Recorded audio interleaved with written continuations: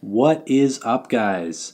Malcolm back again from Majestic Skies, and in this video I'm going to be talking about the Sony emount format and how you guys can save yourselves thousands of dollars by adapting used and vintage lenses instead of buying first-party Sony lenses. All while still getting very professional results, very comparable to Sony's higher-end lenses. Now, in my case, I own the A7 Mark III. It's been a great camera. I got it maybe about 4 months ago. Been loving it so far. But I also owned the Sony A6300 and A6500, so I'm very experienced with the emount system. Now, when I first switched over to Sony, I was using a Canon DSLR previously, and I had accumulated a pretty decent collection of lenses over the years. These were all mostly Canon EF lenses, so I was very happy to see that there were some pretty decent adapters out there, even at the time that I switched over. And the good news is there's even more adapters on the market now. I would personally say the three I would most recommend looking into are the CalmLight adapters on the cheapest end, the Sigma MC11 adapter, and the higher end Metabones adapters if you have the budget for it. I myself just went with a budget CalmLight adapter. I got it for about $100 at the time. I've owned it for quite a few years.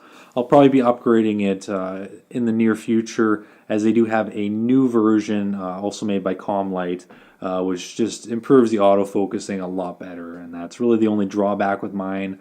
It's still usable, but the new one sells for about $200. Definitely has much faster autofocusing. But thankfully, in my experience, even the cheapest of the adapters out there will perform quite well depending on your needs.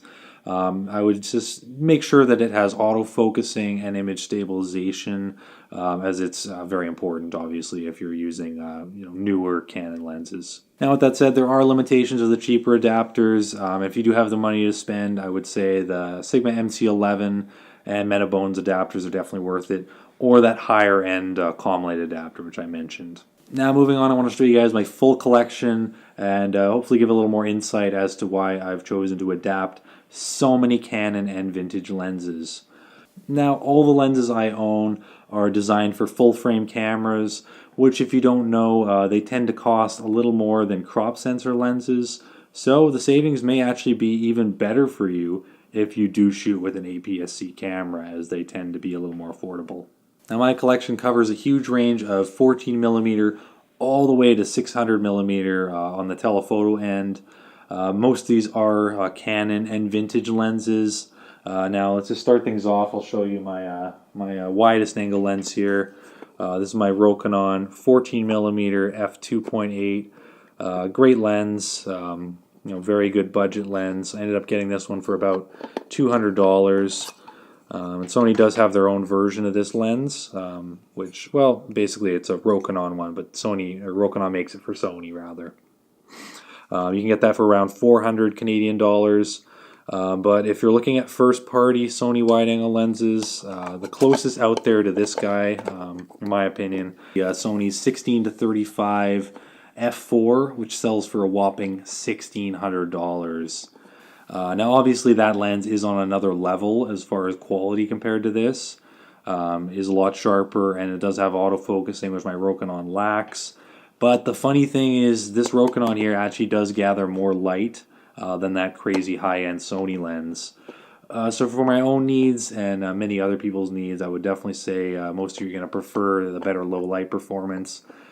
For myself, I mostly use this for astrophotography, so it really doesn't make sense to get an f4 when I can get an f2.8 for significantly less.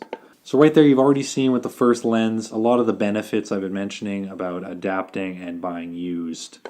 Now, moving on to my next lens, let's take a look at this 50mm here. Now, this is Canon 50mm f1.8. They've been making this same lens for quite a few years. Mine is a vintage one here. This is a FD lens here.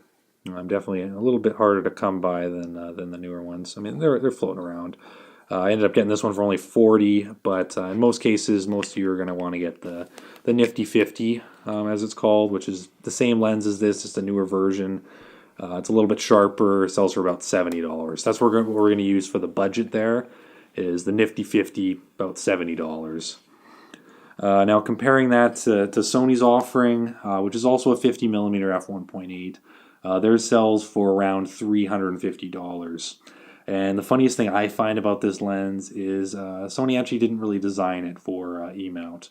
Now what I mean by that is it actually originally was a Sony Alpha lens, so you're not really even getting a smaller form factor when compared to this lens, simply because you still have that same kind of distance between the rear element, same as this guy. You have more of a distance between the rear element and the sensor of the camera. So yeah, it was a bit of a misstep there in my opinion. You know, basically no advantage as far as size saving. You just have the better autofocusing, and that's pretty much it with the Sony 50mm. Alright, so now moving on, I'm going to show you guys one of my absolute favorite lenses. This is my Canon 70 to 300mm f4 to 5.6. Now what's great about this lens is it's very good for wildlife. It's just very good for landscapes as well. It's very versatile and, in my opinion, underrated lens. Just because it's not the 100% sharpest out there, but you can get some really tack sharp images with this lens. It's not bad at all by any means. I've gotten great results with both APS-C and full frame with this. You need to stop it down a little more with APS-C, but it's still a great lens. Now I ended up getting this one for only $185. Now this is probably going to be about the absolute cheapest you can possibly get this lens used, and it's in basically brand new condition, so I got really lucky on this one. Usually these sell for about $200 to $250, but you know, if you keep looking out there, you might find one about this price, because it is a bit of an older lens, so there's definitely some deals to be had. Now compared to Sony's offering, they have a 70 to 300 as well. Once again though, theirs sells for over $1,600. So obviously this lens is better, but I would say the image quality on the Canon is about 80% as good as the higher end lens. So value for money wise, really doesn't make much sense to buy this higher end lens, unless you're obviously a professional that makes a lot of money in photography. But for the majority of us, this is just diminishing returns. It isn't quite worth it, right? But let's move on from there. I'll show you guys my most telephoto lens. Last but not least, this is my Tamron 150 to 600mm. Obviously, I bought this lens for mainly for wildlife. Great lens for that. As you can see, it's in pretty good condition considering it's used. Very happy with it so far. And as some of you may know, Sony actually doesn't even have any lenses that go this telephoto yet, unfortunately. I'm sure they're coming, but for now it's mostly third party that's kind of had to step in. This is a Canon EF as well. Yeah, obviously very large lens, but you know, most of these super telephoto lenses, especially at 600mm, this actually isn't that big compared to, you know, like a 600 f4 is be twice as large as this lens here. The closest thing Sony sells right now to this lens is their 100 to 400mm, which sells for about $3,300.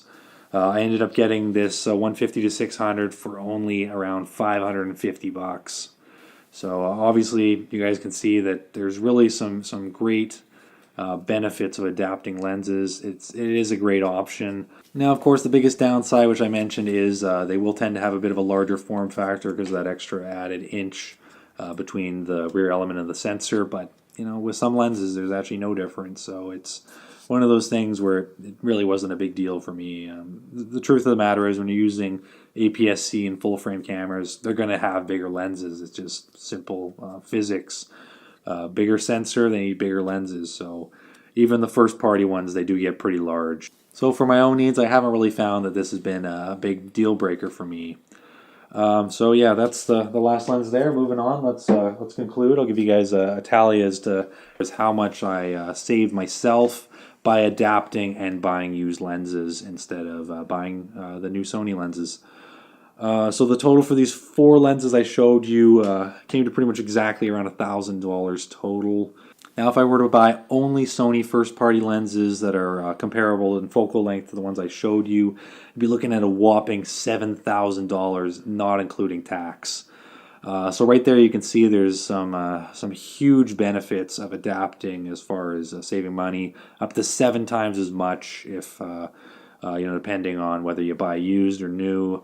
Obviously, most of you probably won't get all first-party Sony lenses. So I tallied up how much it would be substituting the Rokinon, which there are third-party ones available in that focal length, and the 150 to 600 with the Sigma one, which sells for about $1,300, all said and done. And the total for that, with those 2 lenses substituted, would still be around $4,000. Not including tax again. So yeah, anyone that's looking into getting into the emount format, I would highly recommend looking into adapting as many lenses as you can, as it does open up a lot more options as far as lens selection, so you can get exactly what you want for your own specific photography needs. And obviously you're saving a lot of money too, so it's a win-win on both ends of the coin there. Now I know I'm probably going to get grilled in the comments because I bought a lot of these lenses used and use those numbers to compare. But I'm telling you guys, there's some great deals to be had in the used camera market. The lenses I have are in pretty much perfect condition.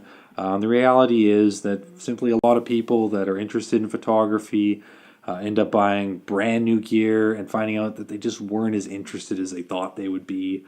So they don't end up using them, and they end up just selling them for half as much as they paid or even less. So if you're willing to put in the time and look through the used market, there's a lot of money to be saved there. With that said, I would highly recommend going through Craigslist, Kijiji, or possibly Facebook Marketplace, as I've had some mixed experiences with eBay. You just never really know what you're going to get or the condition of it.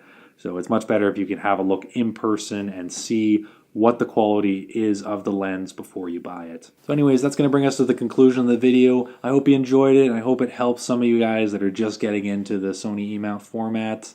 If you did enjoy this video, make sure to like, comment, and subscribe for more content like this. Happy shooting, friends.